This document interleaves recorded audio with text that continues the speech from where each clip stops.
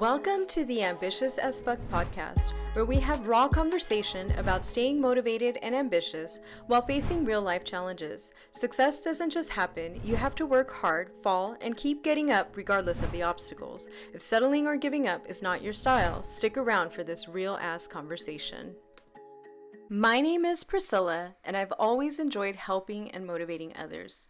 While developing my own brand, I realized my passion for marketing and empowering others to keep pushing forward and manifesting their dreams.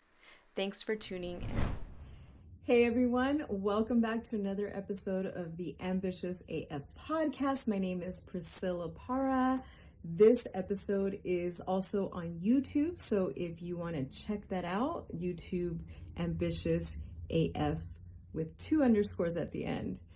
So today's a little interesting because I want to talk to you about the stuff that's been going on for me. And as much as I want to try to record an episode every single week, I realize that once in a while that's just not realistic because let's get real. I am keeping it up though. And I listened to an episode of a podcast recently where they were talking about podcasting. And they were actually talking about inactive podcasts and how the algorithms, there's so many podcasts and all these different apps. And there's so many catalogs that some of them, like if they haven't been played for a year, then they're taking up space on the platform. So they're actually figuring out ways how to get rid of these inactive podcasts. And I refuse to become an inactive podcast. This has been a goal of mine for so many years. And when I finally made it happen with the help of my cousin in 2020, I was so happy and I just refused to let it go. So in this episode, I just want to talk to you about all the stuff that's been going on with me. This is more so a place to help motivate you, but also be real about this shit because having all these goals and aspirations is not easy to always make them all happen, and sometimes things change and things pivot, and so that's what's been going on with me lately. So thanks for being here. I appreciate you guys so much. So what's going on? What's up with Priscilla? So lately I have been really busy with my husband's business. So what my husband does is really cool because it's very obscure. So when people ask me, what does your husband do? I didn't know how to describe it until I actually wrote his brand story. So that was really cool because now I can tell you exactly what he does. And to make it short as possible for you, he basically, in California, we have EPA, OSHA, and DOSH. I don't remember all of what each letter stands for, especially with DOSH, because everyone kind of knows what OSHA and EPA is, but DOSH is a little different. So there are regulations on how to handle hazardous materials. Basically, asbestos and lead is the main thing that he teaches on. So he's an instructor. He teaches the workers, consultants, construction, all the different people that are involved with hazardous materials and are required to maintain their training. He teaches them how to be safe with it and how to dispose of it safely. So he's been building his business for the last few years, but it hasn't gotten as busy until now, until the last couple months. And so I've been now trying to help facilitate things because my history in my work experience is that I was a consultant. I was a dental consultant after being in the dental field for about, 16 years? It might have been 14 years. And so after 14 years, I knew what it took to run a business because in between those 14 years, I would always leave and then I'd come back, but I would leave and I'd go to a completely new industry, but it was always in the admin world. I always had to do stuff that had to help facilitate the business, the back end of things. So for me, it was really easy to just pick up a new job and learn because it was basically the same kind of stuff, just a different aspect or a different industry. So for me, that was pretty easy. And so when I decided to go out on my own as a consultant, it was because I felt that even though I kept going back to dentistry because that's where I would make the most money, and back then I was a single mom with no help from anyone. Of course, my mom helped me as much as she could, but financially I was, I had to deal with it. So when I would go back to dentistry, I always felt unappreciated and undervalued because I knew that I was doing so much to make these businesses successful. But that's my love-hate relationship with dentistry, that dentists didn't appreciate it as much, and they just always want to nitpick at things, and they're kind of cheap.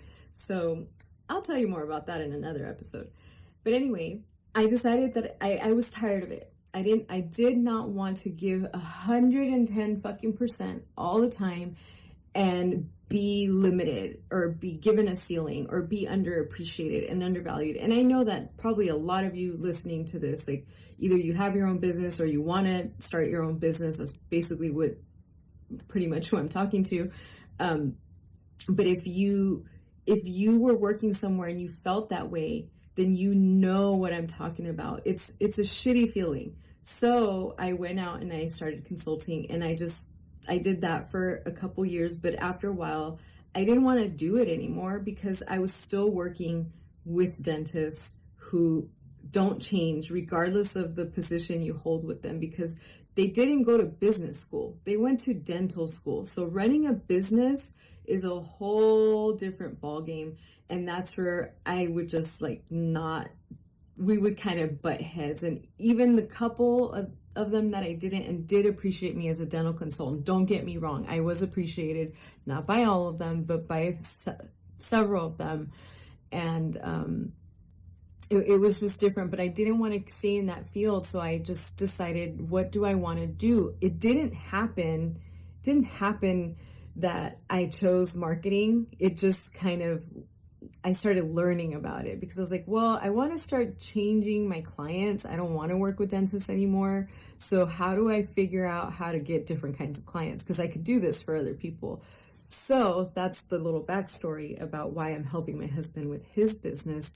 And most recently, he was offered an opportunity to take over another business. So basically acquire another training facility and take on their clients. But that involves so much more. So now I have jumped on board to do everything else, because before I was just doing his marketing and I was helping with some event stuff and whatnot. But now it's like, holy shit, this is real. We're about to acquire a significant increase in clients and income and all of that. So I have had to kind of put my things a little bit to the side because, as you all know, I have a toddler. He's no longer the needy preemie that he was in the first year of life. He's almost 2. And now he's a needy toddler who, if you don't pay attention to him or you're on the phone, he's doing shit to get your attention. So I have struggled with that. I'm in all honesty, in all transparency, that shit is fucking hard. I am not only trying to grow my husband's business and be a part of that, but I'm also growing my own business, and I am keeping up with all of my social media profiles. I am creating programs to help people learn how to market their business and how to get their message clear. I mean, it's content galore. Luckily, I have a team, and so I'm so thankful for them. They are the ones editing this episode for me and putting it out there for you. Although my podcast, I don't really like to edit very much because I just want it to be raw. Anyway, so that's what's been going on lately. And again, just to be completely honest, because I remember feeling alone so many times. Even now, I have friends that own businesses. My best friend, you guys heard her on the last episode. It's not easy. This shit is not easy. And if anyone says it is, they're full of it, or they have reached a certain number of years and income and team to be able to make it easier. So, but the beginning is very difficult. Not only that, but it's also difficult financially, because when you are growing a business without any starting capital, you are depending on your clients to pay you within a certain amount of time so that you are not late on your bills. And so let's get this out. Let's be very, very clear about this. When you start a business with no working capital or no loan, you are going to struggle. Because why? You're going to struggle because you don't know how to do your marketing. You're going to struggle because you're trying to balance the job of being marketing and servicing your clients and the accounting and all the other shit that I don't even want to list right now. But that's the realness of this. And there are going to be times where you don't have clients. There are going to be times where your clients pay you late. That is the fucking reality. And so that is one of the things that I remind my loved ones, my friends, everyone who's going out there and trying to start something on their own. If it's possible, have some money set aside for those particular instances, but I know that's easier said than done, especially after recovering from the big ordeal that we're still in apparently, and now a recession. So if you can put some money away for a rainy day, that's great, but I totally get it. If you can't and you got to just chase your dreams, then chase your fucking dreams. Don't let it stop you. Don't let anyone tell you you can't do it.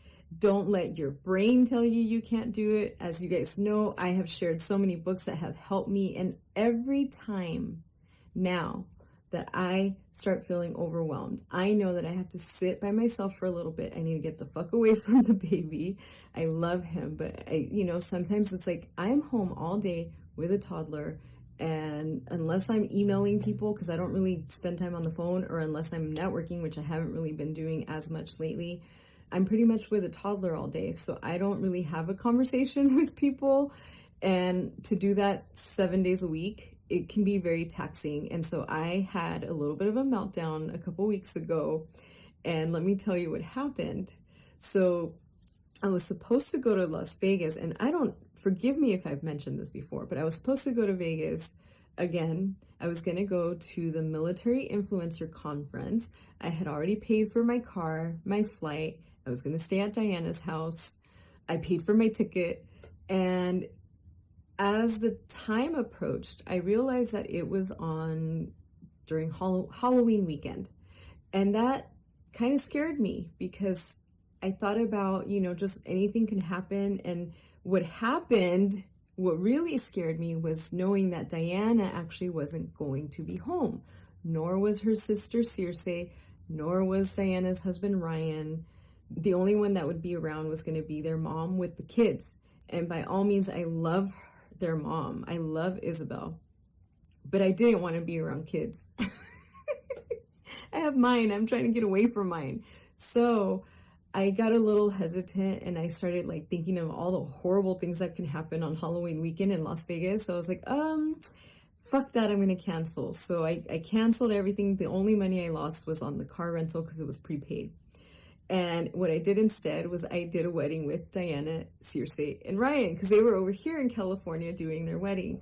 So that was really, really fun. I stayed for 2 nights with them, and we worked 2 days in a row. It was a Friday, Saturday kind of working, and I stayed Friday and Saturday and came home Sunday. And I felt really refreshed. I needed it, because guess what? I was with my best friends doing something that I'm not going to tell you I love, wedding planning, but I actually really do kind of love it, because when the day of happens, something just turns on, and it's this whole problem solving thing. So it's anything comes up, any issues arise, you have to figure out a solution. And if you know me by now, I fucking love figuring shit out. I like being challenged, and I enjoy finding solutions, because I actually just told my husband this the other day. There's always a fucking solution. Even if it means changing the plan altogether, there's still a fucking solution. So that's what's been going on. And I'm just being completely honest with you, because I know that we need to hear this shit, because we feel like we're alone, and we're not. We're not. There's so many people that are going through what you go through, and isolating yourself is okay to a degree, but you cannot just stay isolated, because you will fucking go crazy. So what do I do now when I'm starting to feel like that's happening? I just kind of step away, and I let people know I am not feeling well right now. I need a break. I need to leave the house, or I need to go for a drink. Because yes, if you've heard other episodes, I am drinking, but it's so much under control, because I've done a lot of healing since that episode when I shared that with you.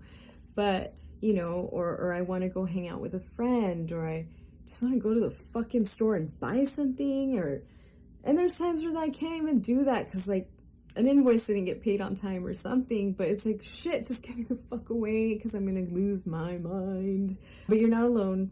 And so luckily I have people that I know I can talk to. There's certain things that I know I can tell certain people, and there's certain things I know I can tell other people. For the most part, I have my dear friend Diana that I pretty much can tell anything to. So I'm very thankful for her. And I'm thankful for learning the tools to get me through these difficulties, because it's fucking hard, and I'm saying it again.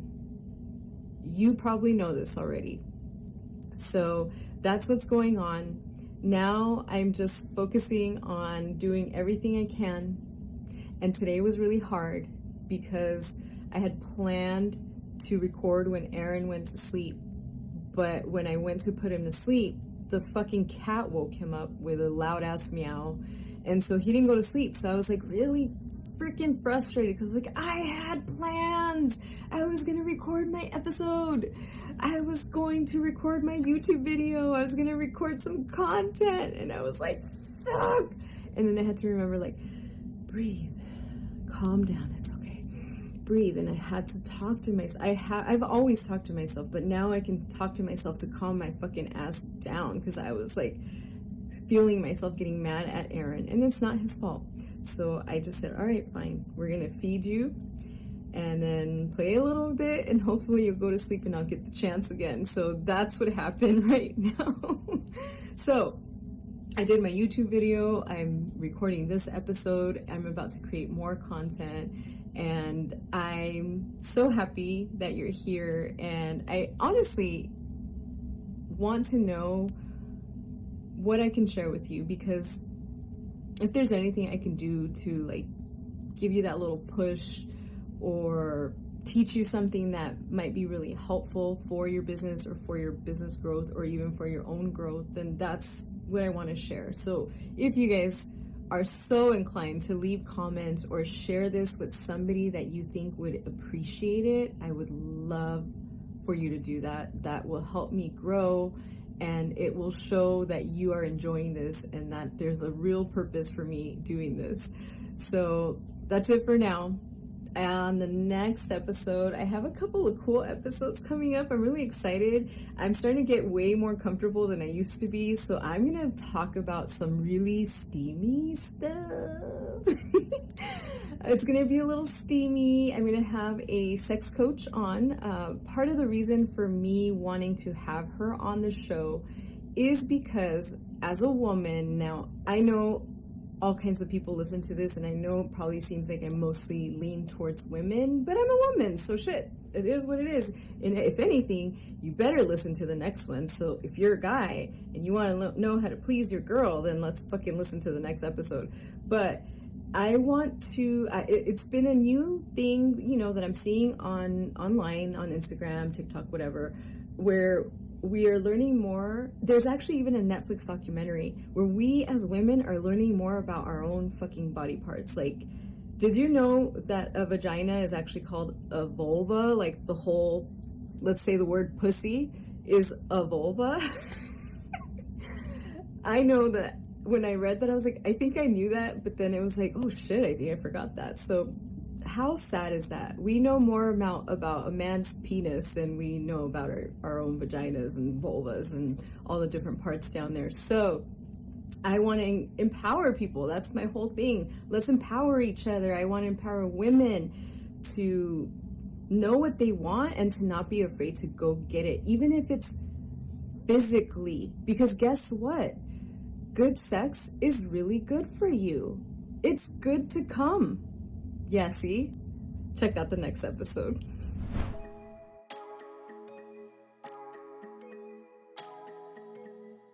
For more tips and motivation, check me out on YouTube, Instagram, or TikTok at AmbitiousAF.